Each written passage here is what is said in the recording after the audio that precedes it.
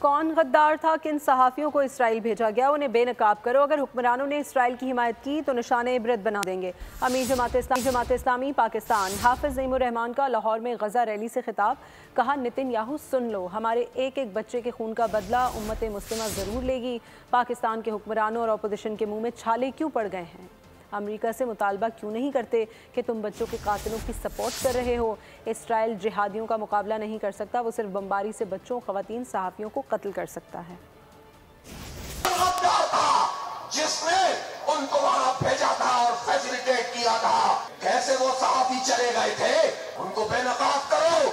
समझ लो, तसव्वुर भी नहीं करना कि कोई इसराइल के हक में 4 जुमले भी बोलने की जुर्रत करे। सोचना भी नहीं, इबरत का निशान बना देंगे तुम्हें। नेतन्याहू सुन लो, एक एक बच्चे के खून का बदला तुमसे लेंगे इंशाअल्लाह। मैं पाकिस्तान के हुक्मरानों से भी कहता हूँ और पाकिस्तान की अपोजिशन से भी कहता हूँ, तुम्हारे मुंह में छाले क्यों पड़ गए हैं? अमेरिका से मुतालबा क्यों नहीं करते कि तुम बच्चों के कातिलों की सरपरस्ती कर रहे हो? इसराइल मुजाहिदों का मुकाबला नहीं कर सकता, वो सिर्फ बमबारी कर सकता है, वो सिर्फ बच्चों को शहीद कर सकता है, वो सिर्फ औरतों को शहीद कर सकता है।